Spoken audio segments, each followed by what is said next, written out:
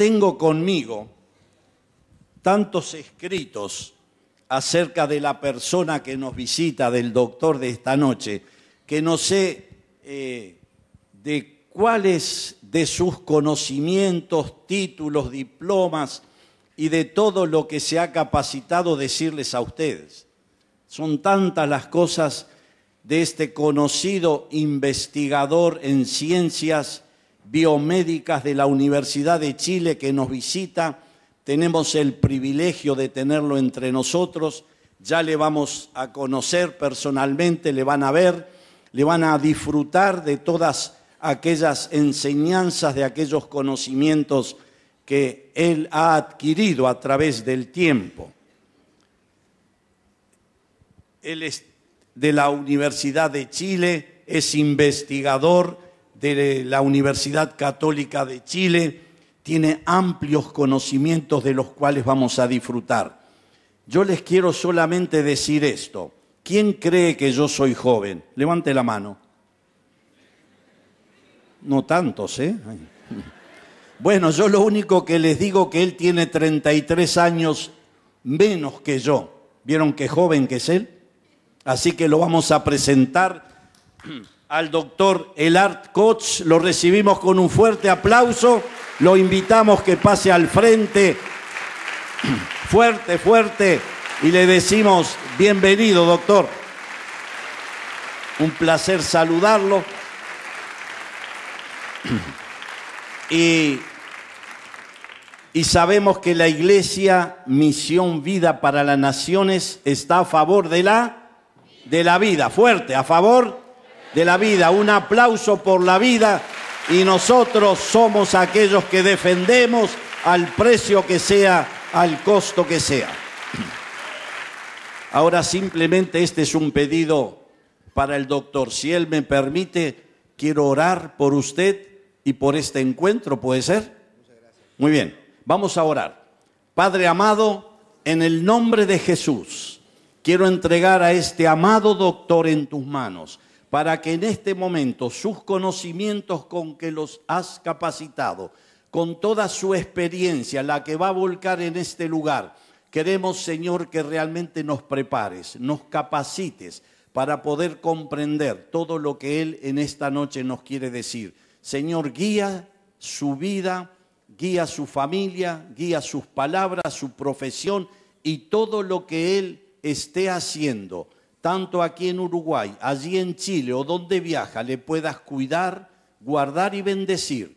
Lo pedimos en el nombre de Jesús y para la gloria tuya. Amén y amén.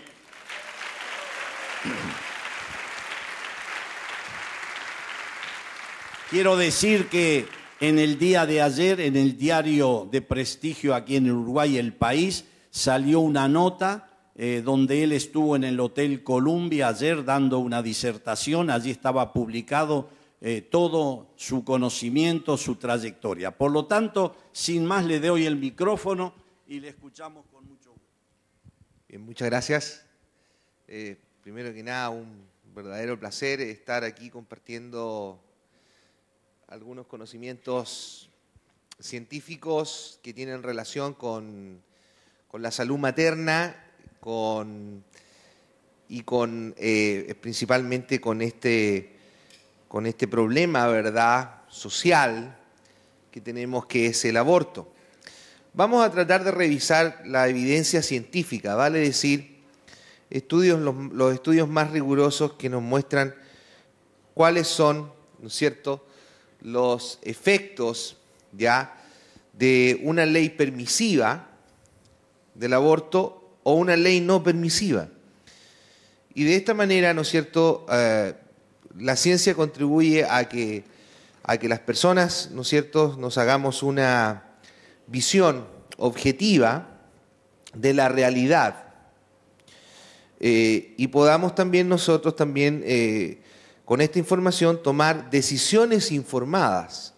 Y también, al compartir esta información con otros, podemos también nosotros ayudar a que otras personas puedan también dar su opinión y salir de la ignorancia. Porque muchas veces la relación, el aborto se ha extendido, el aborto legal se ha extendido por el mundo, por un lado porque hay mucha ignorancia, ¿ya? Y esto permite muchas veces que las personas sean de alguna manera dirigidas o manipuladas. Y por esto el conocimiento es una actividad del hombre que pretende iluminar, que pretende dar luz. Y eso es lo que vamos a intentar ahora. ¿Cómo la ciencia, ¿no es cierto?, y cómo el conocimiento científico, qué lecciones podemos aprender ya respecto a qué hacer con el problema del aborto? Algunas de las preguntas que vamos a tratar de responder hoy tienen relación, por ejemplo, con comprender qué es un experimento natural, ¿ya?, en una población. ¿Cuáles son el impacto de una ley permisiva versus una ley restrictiva? ¿Ya? Por ejemplo, si una ley incrementa o no las muertes maternas. ¿Ya? ¿Cuáles son los principales factores que influyen en la mortalidad materna al nivel de la población? Por ejemplo, ¿cómo ha influido el cambio en el nivel de educación de la mujer? ¿Cómo influye, ¿no es cierto?, el impacto de los programas de salud materna? El impacto de los cambios en la conducta reproductiva. Hoy día cada vez se reduce más la fertilidad, el número de hijos promedio que tienen las mujeres y las familias en general. ¿Cómo impactan comparativamente legislaciones permisivas y no permisivas ya sobre la incidencia del aborto? Es decir, ¿hay una ley que favorece el aborto o la permisión del aborto disminuye los abortos? ¿La restricción del aborto disminuye los abortos, los aumenta, por ejemplo? ¿Cómo afecta el aborto inducido a los embarazos siguientes? Vale decir, una mujer que ha abortado un hijo o hija en gestación. ¿Qué ocurre cuando sí quiere tener un hijo y en ese embarazo qué puede ocurrir? Y vamos también a revisar cómo afecta el aborto inducido a la salud mental de la población femenina. Bueno, la epidemiología, que es una rama de las ciencias biomédicas, viene del griego. La palabra epi, que significa algo que está encima, algo que está sobre, ¿ya? De la otra palabra raíz griega, demos, que significa población. Y la otra palabra logos, que significa estudio, estudio de lo que ocurre en la población. Y por lo tanto la epidemiología estudia cuáles son las causas o factores que influyen en la salud o en la enfermedad en las poblaciones humanas. De ahí viene también la palabra epidemia. Cuando tenemos una epidemia, por ejemplo, por una enfermedad infecciosa que afecta a una gran parte de la población. Y con el conocimiento, la epidemiología ayuda a prevenir las enfermedades o ayuda a presentar hipótesis para que los investigadores de otras ramas de la ciencia puedan investigar causas y puedan también investigar tratamientos o curas de las enfermedades. Un experimento natural de población es una intervención que se realiza a nivel de toda la población. Se le llama natural porque no es obra de un experimento hecho por los científicos en un laboratorio, sino que ocurre en forma natural. Por ejemplo, cuando hay una nueva ley que va a afectar a toda la población, uno podría estudiar qué es lo que ocurre antes y después de que se promulgó la ley con la tasa de mortalidad, cuántas personas se mueren. Por ejemplo, ¿ya? Podríamos ver, por ejemplo, el impacto de la introducción del ácido fólico en la harina, ¿ya? Y ver qué es lo que ocurre con la tendencia de los niños que nacen con enfermedades congénitas. El ácido fólico ha mostrado que cuando se fortalece la harina con ácido fólico, mejoran, ¿ya? Y se previenen las enfermedades congénitas durante el embarazo. Y eso se logró determinar a través de experimentos naturales. Entonces, por lo tanto, una ley de aborto, por ejemplo, podría haberse, hace 20 años atrás, en un país determinado, haberse promulgado una ley de aborto, y nosotros podemos estudiar cómo estaba la salud materna antes y cómo estaba después. Para eso usamos algunos indicadores. Matemáticamente lo que se hace es ver cómo cambian las tendencias. Vale decir si es que la tendencia tuvo un cambio a la baja, hacia arriba, o no hubo ningún cambio, ¿ya? Uno de los temas controversiales y uno de argumentos recurrentes en los países que prohíben el aborto es que se dice que hay que legalizarlo para reducir las muertes maternas. Y ese es un tema bien controversial porque no existe evidencia que demuestre que es necesario legalizar el aborto para reducir las muertes maternas.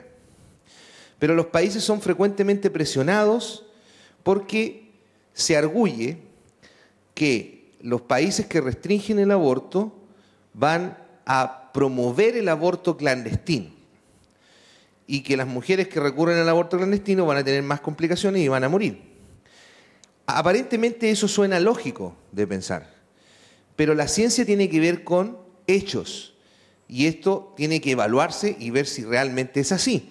Entonces el primer experimento, ¿no es cierto?, que les voy a mostrar es el experimento chileno, ¿ya?, que permitió evaluar el efecto de la prohibición del aborto en el país y ver qué es lo que ocurrió con la mortalidad materna, que se mide con este indicador que se llama razón de mortalidad materna, que en el fondo es todas las muertes que ocurren durante el embarazo, el parto y los 45 días después del parto, dividido por el número de niños que nacen.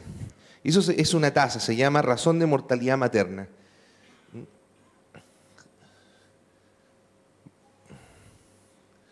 Bueno, esto fue publicado el año pasado, recientemente, en una revista científica que se llama PLOS ONE, y básicamente Chile ofreció una oportunidad muy interesante porque, contrario a los países de Europa, lo que ocurrió en Chile fue que se prohibió el aborto en 1989. Entonces teníamos un experimento natural único, la posibilidad de evaluar estas tendencias, y además se incorporaron políticas y se evaluaron otros factores. En los últimos 50 años es lo que el estudio abarcó, y se evaluaron también otros factores como la educación de la mujer, cómo influye la educación de la mujer, cómo influye el cambio en la fertilidad, en el número de hijos, cómo influían otras variables como la disponibilidad de servicios de atención de salud materna, la atención profesional del parto, etcétera. Así que la ley en Chile básicamente era esa. Desde 1931 a 1981 ya se podía realizar un aborto por causas, ¿no es cierto?, de salud de la mujer, ya para el cual bastaba que 2 médicos cirujanos estuvieran de acuerdo. Y en 1989 se prohibió por esta ley, que es bastante sencilla: no podrá ejecutarse ninguna acción cuyo fin sea provocar un aborto. Esto demandó muchas críticas para el país de Chile porque lo acusaron de ser un país retrógrado, un país que estaba, ¿no es cierto?, prohibiendo el aborto y estaba poniendo en riesgo la salud de las mujeres. Pero la verdad de las cosas es que eso no fue así. Ustedes pueden ver aquí desde 1957 al año 2007 cómo las muertes maternas se fueron reduciendo. Una reducción total del 94%. Hoy día Chile está dentro de los países con menor mortalidad materna global. Y estas son las mujeres que morían por aborto. Y ustedes pueden ver también que se fue reduciendo hasta prácticamente desaparecer. Entonces, lo que nosotros podemos ver acá es este gráfico, ¿ya?, que muestra qué es lo que ocurrió con la mortalidad materna. Morían 40 mujeres por cada 100.000 partos, ¿ya?, por cada 100.000 nacidos vivos. Se redujo después que se prohibió el aborto, y la muerte por aborto, específicamente por cualquier tipo de aborto, se redujo, ¿no es cierto?, también un 96%. Prácticamente hoy día en Chile no mueren mujeres por aborto, 1 o 0 mujeres por aborto. Y esto después de prohibir el aborto. Entonces, si el argumento de que prohibir el aborto aumenta la mortalidad materna es verdadero, lo que deberíamos haber esperado es que la mortalidad materna aumentara o no se redujera. Y por lo tanto hoy día hay evidencia científica de que esto no es así. Y de un país muy cercano, ¿verdad? Un país de la región, de Latinoamérica. Así que ese análisis estadístico mostró. Después vimos varios factores más, 8 factores que influían, porque si el aborto no tenía, la ley de aborto no tenía relación, tenía un efecto nulo, ¿qué factores influían? Aquí, por ejemplo, les quiero mostrar, por ejemplo, miren, cómo cambió la educación de la mujer. Aumentó de 3 años promedio a 12 años promedio, y mientras mayor es la educación de la mujer, menor es la mortalidad materna, y por lo tanto hay una relación aquí directa. A mayor educación, menor mortalidad materna. La fertilidad, al revés. A mayor fertilidad parece que hay mayor mortalidad materna. Pero en fin, que dos variables cambien juntas en el tiempo, en 50 años, no significa que haya una relación de causa y efecto. Y esto requiere de un análisis más detallado. Ese análisis se realiza con técnicas estadísticas bastante complejas, pero que nos permiten separar los efectos de las variables. En este gráfico lo que ustedes pueden ver es, por ejemplo, qué es lo que ocurría con el aumento de la educación de la mujer. Por cada año que aumentaba la educación promedio de la mujer, como les dije, en Chile aumentó de 3 años a 12 años. En 1960, por cada 1000 mujeres que llegaban a tener sus bebés, 150 eran completamente analfabetas. No sabían leer ni escribir. O sea, había un gran problema en Chile en 1960. Aquí pueden ver ustedes qué es lo que ocurrió. La mortalidad materna se reducía por cada año que aumentaba la educación, 29 por 100.000 nacidos vivos. O sea, iba bajando, iba aumentando la educación, iba bajando la mortalidad materna. ¿Qué ocurría con la atención médica del parto? Aproximadamente en 1960, el 60% de los partos nacían, o los niños nacían en clínicas o en maternidades atendidas por equipos obstétricos completos, y el 40% nacían en sus casas atendidos por parteras, comadronas informales. Y por lo tanto, cuando había complicaciones, estas mamás se morían. Bueno, en la medida que iba aumentando, por cada 5% que aumentaba la atención profesional del parto de la población, ¿no es cierto?, la mortalidad materna se reducía en 12 puntos. Y esto es muy importante. ¿Por qué? Porque hoy día en Chile, como en Uruguay también, prácticamente el 100% de los bebés nace en maternidades atendidos por equipos obstétricos. ¿Y qué ocurría cuando aumentaba el nivel de educación? El efecto se amplificaba, se duplicaba. ¿Qué quiere decir? Que en la medida que la mujer se iba educando más, usaba más los servicios de salud y el parto era atendido por profesionales también más. Es decir, hay un efecto conjunto de las variables. No solo se necesita poner servicios médicos y tener muchos médicos y muchas matronas y muchas enfermeras. Es vital educar a la mujer, porque sin la educación esta mujer no usa los servicios de salud en forma adecuada, pero cuando tiene más educación los va a usar en forma adecuada, va a cuidar más su salud, etc. Lo mismo ocurre, ¿no es cierto?, con cuando aumenta el agua potable, cuando hay saneamiento básico. Pero aquí vimos una variable que tenía un problema. Como vemos, es lo que se llama, ¿no es cierto?, las mujeres primíparas, las mujeres que tienen su primer hijo después de los 30 años. La reducción de la fertilidad se acompaña con un envejecimiento de la maternidad, es decir, las mamás van siendo mamás más viejitas.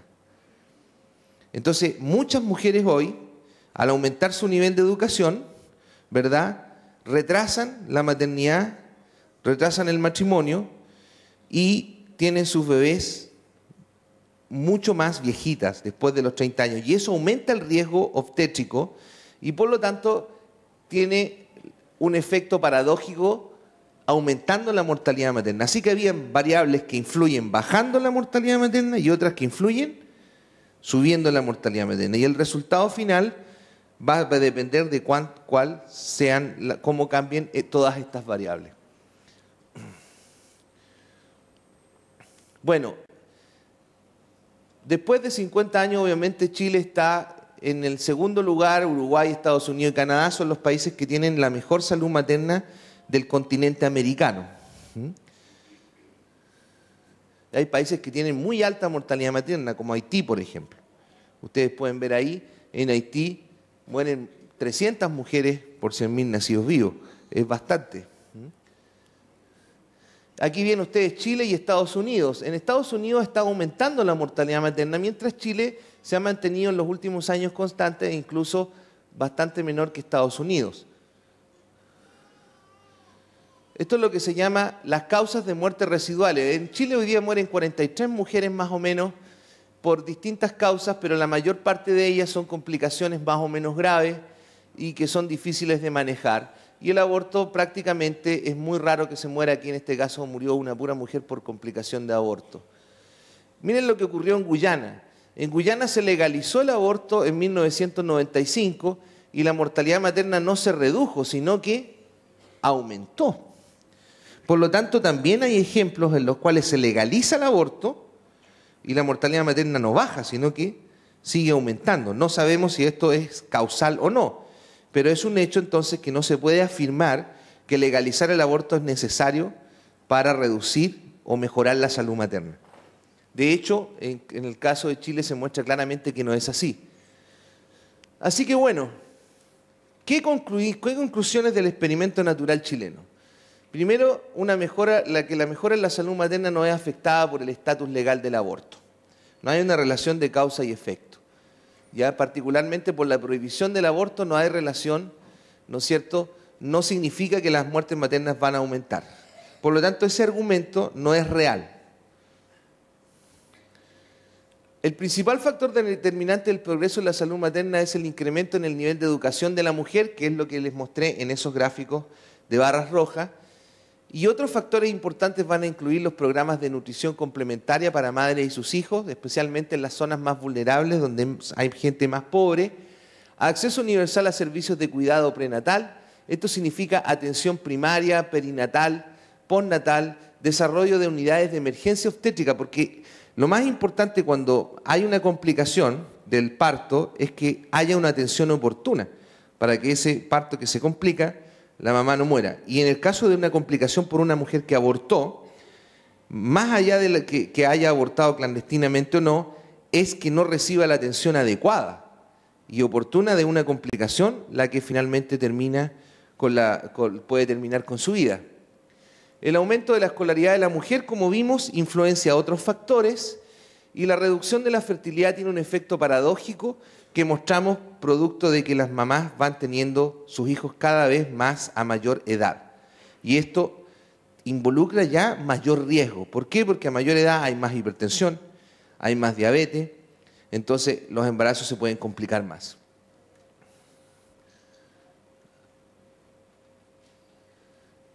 Bueno, aquí en un simposio se declaró que el aborto no era necesario para salvar la vida de la mujer y por lo tanto no existe realmente el concepto de aborto terapéutico. ¿Qué pasa con la mortalidad materna en Uruguay? Bueno, como ustedes pueden ver, Uruguay en 1957 estaba mucho mejor que Chile. O sea, en Uruguay morían 80 por 100.000 partos y en el caso de Chile eran 270, o sea, Chile estaba bastante peor que Uruguay. Y ustedes pueden ver que en Uruguay también se fue reduciendo en forma más lenta la mortalidad materna en 50 años, y en Chile se redujo rápidamente, y hoy día estos dos países, como les decía, están dentro de los mejores del continente. Chile con 18.2 muertes por 100.000 nacidos vivos, y Uruguay en 20.4 por 100.000 nacidos vivos para el último trienio del 2008 al 2010. Aquí están los nacidos vivos anuales desde 1990 al año 2000 y ustedes pueden ver que más o menos se han mantenido constantes, pero las muertes maternas tienen una gran variación. Aquí murieron, por ejemplo, aquí han muerto 14 mujeres, aquí 17, etc. Entonces eso determina que la tasa de mortalidad también siga una gran variabilidad en el Uruguay, pero desde el punto de vista global es muy baja la mortalidad materna en Uruguay. O sea, mueren muy pocas mujeres durante el embarazo. es muy importante entender que cuando las muertes son muy poquitas, los porcentajes no nos sirven para comparar los países. Por ejemplo, ¿qué es lo que ocurre aquí? En Irlanda, por ejemplo, en el año 2009 murieron 3 mujeres. Una murió por aborto y 2 por otras causas. Entonces el porcentaje sería 30%, una de 3 por aborto. En México murieron 1.207 mujeres, 25 por aborto, y cuando se calcula el porcentaje sería el 2%. Entonces usted diría que Irlanda tiene peor salud materna que México, pero no es así. ¿Me explico? Entonces los porcentajes no nos sirven cuando la mortalidad materna es muy baja. Ambos países tienen baja mortalidad materna, pero solamente en el caso de México se pueden usar los porcentajes y no en el caso de Irlanda. Se tienen que usar números absolutos solamente porque son muy poquitas las mujeres que se mueren. Ahí están las muertes por aborto en el Uruguay. Aquí hubo un pico normal, pero luego prácticamente no ha habido muertes por aborto. Aquí hay 2 que están por confirmar. Y por lo tanto el aborto fue legalizado en Uruguay sin necesidad, porque prácticamente no hay muertes por aborto. Entonces, ese argumento no tiene validez científica. Ahí tienen ustedes las muertes por aborto espontáneo o por aborto provocado. Como les dije, son muy poquitas. Aquí no hubo muertes, etc. Y muchas veces la opinión pública es engañada, a veces, ¿verdad? Se le dice, se están muriendo miles de mujeres por aborto. Bueno, ¿dónde están las miles de mujeres? En Uruguay no es así. Ni siquiera ha muerto una. Hay años que no muere ninguna, o que muere una o 2, ¿ya? Que se puede decir que como fenómeno epidemiológico es esperable que mueran. En todos los países muere 1 o 2 o 3 mujeres. Lo ideal es que no muera ninguna, pero... Bueno, otra de los temas que es muy importante es cuando se alarma a la población diciendo que ocurren miles de abortos clandestinos. Y ese es otro problema que la ciencia también puede enfrentar, porque nosotros podemos estimar cuántos abortos ocurren. El problema se da que en los países donde el aborto está prohibido para salvaguardar la vida de la madre y del hijo en gestación y la salud de la mujer, porque no se prohíbe por nada, pero se prohíbe porque el aborto no es algo bueno, ¿ya? Hay que estimar los abortos porque no se pueden contar. En los países que tienen aborto legal, obviamente, como las mujeres van a abortar y se registra, se pueden contar los abortos que se producen. Pero en el caso de países como Chile o Uruguay, antes de que se legalizara el aborto, no se podía saber cuántos abortos habían, ¿ya? Y muchos países son presionados diciendo que ocurren cientos de miles de abortos en Chile, por ejemplo, en Chile se hablaba de 160.000, en Uruguay creo que se hablaba de 33.000 al año, y poco menos que el aborto es un deporte nacional en Latinoamérica. O sea, esa es la imagen que se quiere dar. Y la verdad es que esos números no son reales. De hecho, cuando uno analiza estas estimaciones, nosotros hemos publicado ya 3 trabajos en revistas biomédicas al respecto, ¿ya? De México, por ejemplo, ¿ya?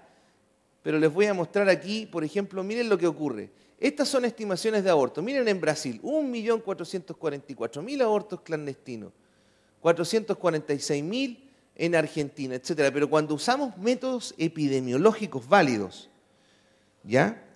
Según las tasas reproductivas de la población, 16.000, 71.000, miren las veces que se sobreestima, 27 veces, 29 veces, o sea, cifras infladas de aborto. Y obviamente, cuando a usted le dicen que ocurren miles de abortos, la población se alarma. Y los legisladores también. ¿Y qué se plantea? Hay que legalizar el aborto. ¿Por qué? Porque tenemos miles de abortos clandestinos y eso no es real. Ocurren, sí, pero los países donde se restringe el aborto es sustancialmente menor. Aquí, por ejemplo, tienen ustedes el caso de México que legalizó el aborto en el año 2007. Fíjense ustedes que el 2006, antes de legalizarse el aborto, se decían que en el Distrito Federal de México, la Ciudad de México, ocurrían 196.000 abortos al año. Se legalizó el aborto y ustedes pueden ver, ha ido aumentando, pero la cifra no pasa de los 20.000 por año. O sea, la cifra estaba inflada. Y eso penetró la agenda legislativa de ese país y se usó como argumento para legalizar el aborto. Bueno, estas metodologías, ¿por qué sobreestiman? Porque están basadas en encuestas de opinión. Le preguntan a algunos médicos favorables al aborto muchas veces, le preguntan ¿cuántos abortos usted cree que ocurren por cada caso que se complica? Uno dice 10, otro dice 8, y después promedian estos números y lo multiplican por el número de hospitalizaciones por aborto. O sea, es un método que en chileno, en buen chileno como se dice, es ridículo. O sea, no tiene validez científica. Si uno hace estimaciones reales, en el caso de Uruguay, los 33.000 abortos que decían que ocurrían por año, están basados en ese libro de este autor, ¿ya? Que es un libro de corte ideológico, de gente que promueve y ve el aborto como un derecho, ¿ya? Y básicamente nosotros revisamos este libro completito y nos dimos cuenta que el método no tenía ninguna validez, ni siquiera se puede reproducir. Y en ciencia, un requisito fundamental en ciencia es que usted, cualquier experimento que haga, pueda usted comprobarlo, pueda revisar los datos y pueda revisarlo. Y cualquier miembro de la comunidad científica pueda saber si está correcto, si es real. Eso se llama reproducibilidad, capacidad de reproducir los resultados. Porque si no, ¿qué sentido tiene? Otro científico no lo puede reproducir, entonces no es válido, ¿verdad? Bueno, ¿qué es lo que hicimos nosotros? Estimamos los abortos para el Uruguay. Básicamente, lo que se hace es que como no se conocen los abortos del Uruguay, se escoge una población donde sí se conozcan, como la de España. Como el aborto es legal en España, usamos los datos de España. Y ustedes pueden ver entonces, ya, que nuestra hipótesis dice aquí que los primeros 6 años de aborto legal en España representa la cifra de abortos más probable que había antes de la legalización. ¿Por qué? Porque todos los abortos clandestinos, pasados 6 años, se han reemplazado por procedimientos legales. Así que, por lo tanto, la cifra de abortos caería en algún valor dentro de los primeros 6 años. Se usa la tasa de España y se aplica a los datos de población femenina de Uruguay y se corrige por la diferencia en la fertilidad, porque obviamente España tiene una conducta reproductiva y una fertilidad diferente de la uruguaya. Y ahí tienen ustedes los años transcurridos acá, 2, 3, 4, 5, 6 de aborto legal en España. ¿Cuál era la tasa observada en España? Esta es la población en Uruguay el año 2010 de mujeres en edad fértil de los 15 a los 45 años, 820.922 mujeres en edad fértil. Esta es la tasa de fertilidad de España, esta es la fertilidad del 2010 de Uruguay, 1,98, y aquí pueden ver ustedes, ¿no es cierto?, el factor de corrección, los abortos que se estiman. Veamos aquí. Entonces, la cifra de abortos que se estima ya en los primeros 6 años, usando las tasas de España, es la que se ve ahí y probablemente ya vamos a tener esta cosa, ahí está, entre 3.495 y 5.206 abortos al año en el Uruguay. Es un rango, no se puede estimar, es una estimación, pero es una estimación objetiva, epidemiológica, con un método donde los datos están disponibles y es transparente, ¿ya? Y bueno, eso nos da una tasa de 4 a 6 por cada 1.000 mujeres. Es bastante menos que 33.000, ¿verdad? Y eso es una cifra plausible. Bueno, ¿y qué es lo que se ve acá? Imagínense ustedes, si usáramos la tasa luego de 23 años en España, que el aborto fue aumentando, aún así en Uruguay ocurrirían más o menos 13.000 abortos. O sea, nunca se llegaría a la cifra de 33.000. Y por lo tanto, pero esto es un escenario muy improbable en el Uruguay. Muy improbable. Lo más probable es que la cifra esté aquí. Bueno, ¿qué es lo que ocurriría con la legalización del aborto? Vimos que los abortos serían entre 3.000 y 5.000. Y entonces, ¿qué es lo que se espera con la legalización? Es que los abortos aumenten. Y podemos proyectarlo. Y esto es lo que se esperaría en 20 años. Es decir, usted va a tener ahora 4.205 más o menos y va a llegar a 13.122. Cuando el Ministerio de Salud libere las cifras de aborto, probablemente la cifra que libere el Ministerio de Salud va a estar por aquí. ¿Ya? Pero ya en los años siguientes debería ir aumentando. ¿Por qué? Porque cuando se legaliza el aborto, se incrementa el acceso y el uso del aborto. Se produce un cambio, tanto en la población y en la nación. ¿Ya? Y eso se observa en todos los países donde se le ha legalizado. Entonces, ya vimos el impacto de una ley restrictiva, veamos ahora qué es lo que ocurre con una ley permisiva. Lo que podemos ver aquí, ya, por ejemplo, en esto el viceministro de Salud uruguayo, o subsecretario de Salud, más o menos dice que van a haber 4.000 abortos por año, que más o menos las cifras que se están contando que se están produciendo en Uruguay luego de la legalización. O sea, cae dentro de la cifra que estimamos, ¿se fijan? 4.000. Habíamos estimado entre 3.000 y 5.000. Y luego le pregunta al periodista que qué ocurría con los 33.000, porque habían dicho que eran 33.000. Y se responde ahí que a su entender estas leyes lo que hacen es disminuir la cantidad de abortos. Y eso es de una ignorancia supina. ¿Ya? O sea, no hay ningún estudio, ninguno que muestre que la legalización del aborto reduce el aborto, lo aumenta. Miren ustedes, en Chile ya sabemos que la mortalidad por aborto se redujo y también se redujeron las hospitalizaciones por aborto. Entonces, si se reducen las hospitalizaciones por aborto, ¿qué puede concluir usted? Que están ocurriendo menos abortos.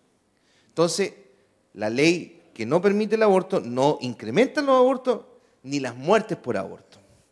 Pero, cuando analizamos las curvas de otros países que legalizaron el aborto, el fenómeno con la incidencia del aborto es el contrario.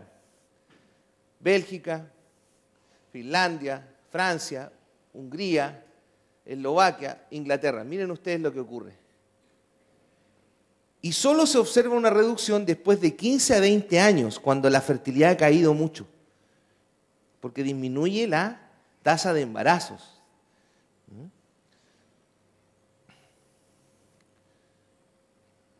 Así ustedes pueden ver que mientras más años transcurridos, por ejemplo, miren, cuando hay 60 años de ley de aborto, esta va a ser más o menos la incidencia, y cuando hay 15 años, esta, o sea, a mayor tiempo transcurrido después de la legalización del aborto, mayor tasa de abortos. Miren lo que sucede en España. España es el caso que nosotros escogimos porque, de alguna manera, en Latinoamérica, el país más cercano es España, que es la madre patria, ¿verdad? Entonces, en España, después que se legalizó el aborto en 1985, miren ustedes en 1987, 16.766 abortos. Miren lo que ocurre 20 años después. 115.000 al año. O sea, un aumento lineal. Y en todos los grupos de edad, especialmente en los más jóvenes, de los 19 a los 24 años. También aumentan los abortos y aumentan los abortos a repetición. Vale decir, las mujeres que se realizaban 1, 2, 3, 4, 5 abortos al año, en 1990 en España eran el 20%. Abortos repetidos. Pero ahora representan el 35%. ¿Qué nos dice eso? Que no solo aumenta el aborto, sino que se repite más. O sea, una misma mujer se puede practicar 1, 2, 3, 4, 5. O sea, aumenta su uso. ¿Verdad? Y lo mismo se observa, por ejemplo, en Inglaterra. Así que antes de la legalización del aborto, el número de abortos inducidos siempre sería más bajo que después de la legalización del aborto. Primera conclusión. ¿Qué es lo que espera ustedes en el Uruguay para los próximos años? Más abortos. El número de abortos se incrementa al menos durante los primeros 20 años. No se va a reducir hasta por lo menos una década mínimo. La tendencia al aborto legal repetido en mujeres jóvenes está incrementando en forma continua, indicando que la legalización provoca un cambio cultural hacia la normalización en el uso del aborto como una suerte de método contraceptivo, ¿ya? Cuando no lo es. Y al margen de que el aborto sea legal o ilegal, el objetivo fundamental es reducir las tasas de aborto. Y en eso creo que todas las personas están de acuerdo.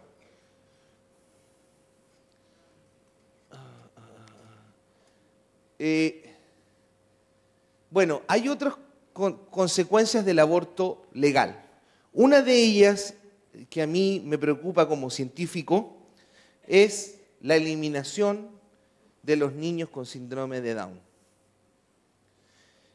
De hecho, ya hay varios artículos publicados que muestran que cuando con el avance en el diagnóstico prenatal y una ley de aborto, en general estos niños, 9 de cada 10 son eliminados antes de que nazcan. Aquí pueden ver ustedes, por ejemplo, el caso de Francia. Miren el caso de Francia. Francia, la barrita oscura representa los niños nacidos vivos con síndrome de Down y la barrita clara los que deberían haber nacido. Miren ustedes, todos esos fueron abortados. Pero en países donde no hay ley de aborto, donde está prohibido, como Irlanda, Malta y Polonia, ustedes pueden ver que las barritas son iguales. O sea, donde se restringe el aborto, esos niños no son eliminados. Pero donde el aborto está legalizado, esos niños son eliminados. Y eso es realmente un acto de discriminación contra la discapacidad, ¿verdad? Miren ustedes lo que ocurre acá, ¿verdad? Inglaterra, de 652 niños que nacen con síndrome de Down, o sea, de 652 niños con síndrome de Down de casos, fueron identificados 429, el 66% y el 76% de ellos fueron abortados en Inglaterra. En Francia, de 455, 408 fueron identificados por diagnóstico prenatal y el 96% fueron abortados, o sea, prácticamente casi todos. En España lo mismo, pero en Irlanda, de 130, 7 fueron identificados y ninguno se abortó. Y miren ustedes aquí lo que ocurre en Chile. Nacen 2.5 por 1.000 nacidos vivos, con síndrome de Down. Irlanda muy cerca de Chile, pero los países como Estados Unidos, España, Francia, Inglaterra, obviamente bajas tasas. ¿Por qué? No porque allá no tengan que nacer, sino que porque los abortan. Otro impacto del aborto es qué ocurre con el embarazo subsecuente. Nos ponemos en el caso de las mujeres que se someten a un aborto, ¿ya? Y eliminan a su hijo o hija en gestación, pero después quieren tener un hijo, ¿verdad? Y se embarazan nuevamente y quieren llevar ese embarazo a término. Lo que ocurre,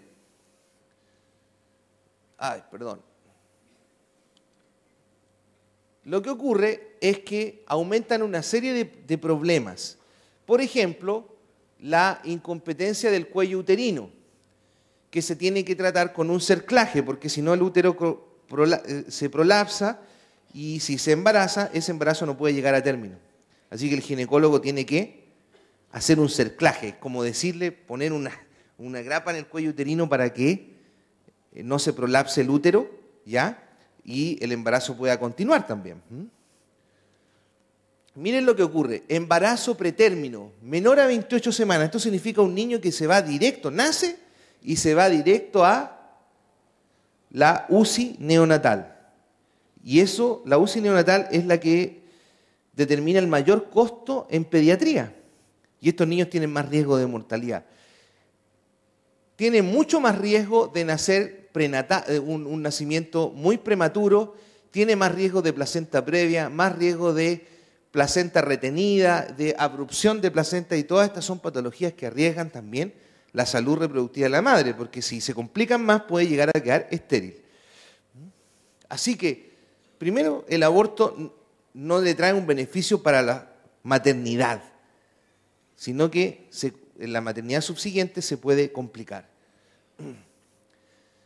Esta escultura refleja una madre sufriendo por el niño que abortó, y este niño, ¿no es cierto?, que aparece aquí de cristal, ya consolándola. El aborto se asocia con secuelas en la salud de la mujer. No, ningún aborto ya pasa desapercibido para la propia mujer que lo vive. Miren ustedes, hay estudios, por ejemplo, que muestran que el 25% del aborto ocurre por coerción. Es la pareja la que obliga a abortar a la mujer. O bien son mujeres que son abusadas o niñas que son abusadas y son obligadas a abortar.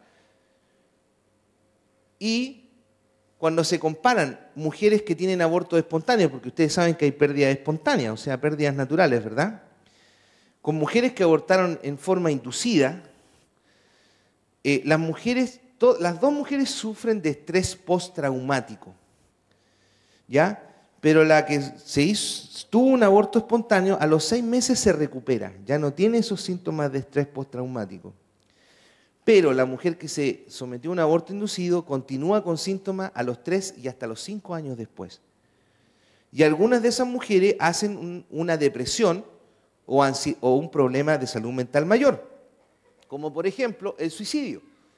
En este estudio en Finlandia se compararon las mujeres que habían abortado con las mujeres que habían llevado su embarazo a término, es decir, habían tenido al bebé. Y el riesgo de suicidio era 2 a 3 veces mayor en las mujeres que abortaban. Por lo tanto, el aborto a un grupo de mujeres le provoca un daño muy grande, ¿verdad? Un daño muy grande. Y esto es un análisis de 22 estudios publicados entre 1995 y el 2009, y en realidad este metaanálisis de esta investigadora que se llama Priscilla Coleman, publicado en una revista que se llama British Journal of Psychiatry, o revista de psiquiatría británica, muestra que hay un 8% de aumento de depresión, de ansiedad, de alcohol, abuso, de uso de marihuana, de conducta suicida, 20%, y de suicidio, bastante más. O sea, el aborto trae consigo, además, secuelas para la salud de esa mujer. No estamos diciendo que todas se van a suicidar, no, pero van a haber casos. Por lo tanto, también, en un país cuando se legaliza el aborto y aumentan los abortos, se espera que aumenten también los casos de suicidio, los casos de embarazo pretérmino, los casos de placenta previa, etc. Así que bueno, aprendimos que el estatus legal del aborto no tiene influencia sobre la mortalidad materna y que la prohibición del aborto no incrementa la mortalidad materna. ¿Ya? Aprendimos que los factores que influyen en la mortalidad materna en la reducción son la educación de la mujer y los servicios de salud, la disponibilidad de buenos servicios de salud y de unidades obstétricas de emergencia.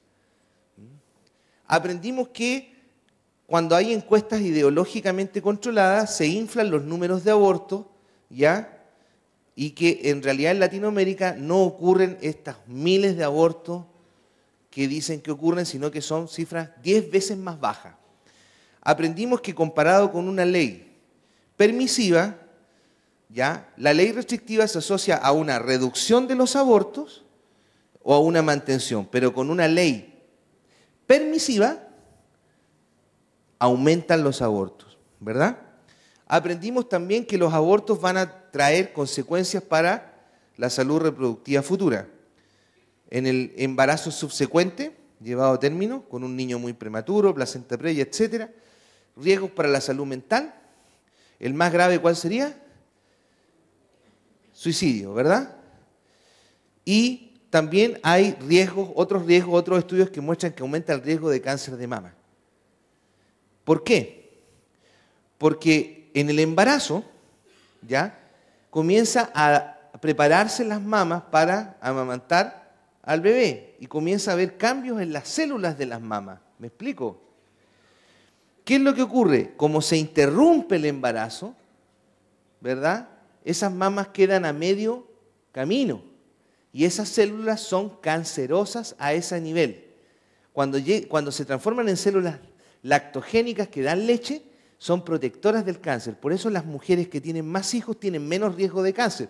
No estoy diciendo que no ocurra cáncer de mama en mujeres que tienen hijos, pero comparadas con mujeres que tienen 0 o 1 hijo, las mujeres que amamantan más tienen mucho menos riesgo de tener un cáncer de mama.